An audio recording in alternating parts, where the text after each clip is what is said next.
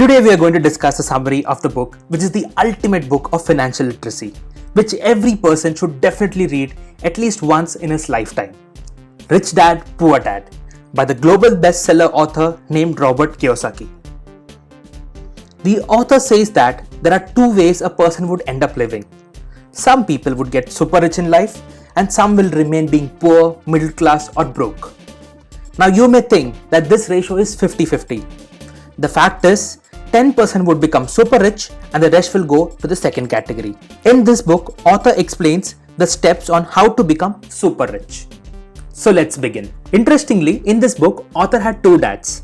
Now please do not misunderstand. It is just that one was author's real dad and the other was his friend's dad. Author used to treat both of them as his dads. One was a PhD while other never finished 8th standard. One dad used to say that money is the root of all evil, and the other used to say lack of money is the root of all evil. One dad used to say that we cannot afford expensive things, and the other dad used to say find ways to get what you want. And finally, one dad would say study well so that you get a good job and get good salary, while the other dad would say study well so that you can apply the learned education and give jobs to all the people. With all these characteristics and advices, author saw that one dad, that is the one with PhD, is always unhappy and broke, while the other dad is happy and becomes the wealthiest person in Florida. Author started following his wealthy dad's advices. Author's rich dad started teaching a lot of things. He would see a lot of things with different perspective. For example, assets and liabilities. If we define assets and liabilities, you would go by the general thought and definition. You would say that your home is an asset, your car is an asset, and even the laptop and the mobile phone is an asset. But the author says that all these are liabilities. Author goes by a simple definition that liability is something which takes money out of your pocket and asset is something which puts money into your pocket.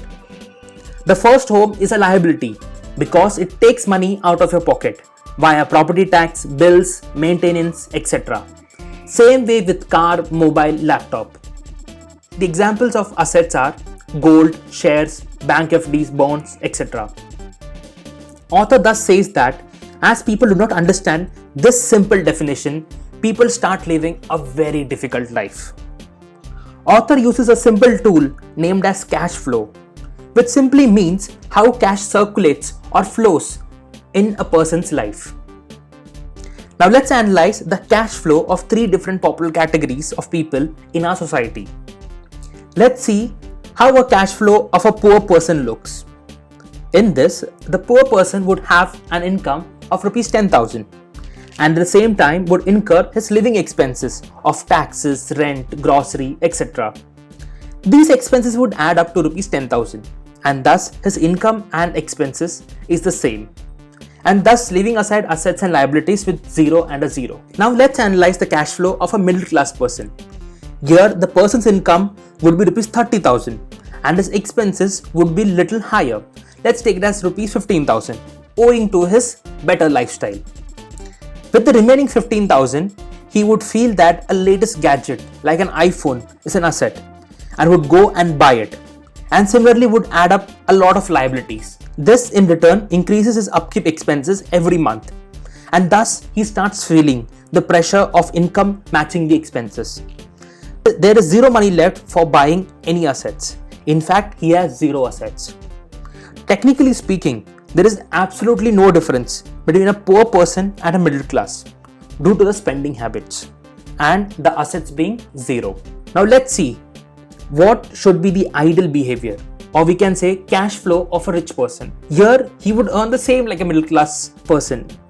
Hence we will take income as Rs 30,000 only. He would spend Rs 15,000 on general expenses, and the remaining amount, instead of buying liabilities, he would buy assets, the things which would put money back to his pockets, like stocks of good companies, a second house, corporate and government bonds, gold in ETF or sovereign gold bonds, etc. These assets would give dividends, rental income, interest and price appreciation. which would add up to the income column as additional incomes. As the assets keep increasing, the additional income also increases, like in the tunes of 3,000, 6,000, 9,000, etc. Because every day the assets are appreciating and giving income. And hence the total income also grows every month, increasing to the tunes of 33,000, 36,000, 39,000, etc. And hence, with every passing month, because of better financial habits, there is no pressure of income and expense mismatch. With this, you would have understood the various cash flows. And now the billion-dollar question is, how to start becoming rich? So the first step is to create your monthly cash flow. You can create your income, expenses, assets and liabilities. As soon as you finish this, you will see that in the assets column, a lot of things are missing. Do not worry about this. What you now need to do is to take small steps to start building assets. You can start with stocks and mutual funds, as these are the simplest ones. For your benefit, I have mentioned the sign up link of Upstocks, which is one of the best low-cost stockbrokers in India. You can simply click on the link in the description, fill a few details and start buying your assets. The fourth step is to start adding other assets like gold ETF, government bonds, real estate, patents, etc. Lastly, author says that there's a huge advantage to become wealthy if you become an employer. This is majorly because as an employee, you would earn and pay taxes immediately on your earned income in the name of income tax, and the rest of the amount is available for spending or buying assets. On the other way around, if you would be an employer, you can earn the money, spend on all the things which you need, and then pay the tax on the rest over amount, thus bringing down the tax amount significantly.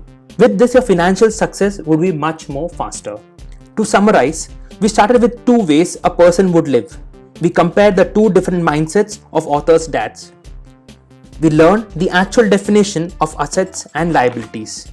Thirdly, we analyzed the cash flow of poor, middle class and the rich. And lastly, we discussed the steps to start becoming rich. I hope you like the summary of this book. Please let me know in comment box if you want me to make a second part of this great book.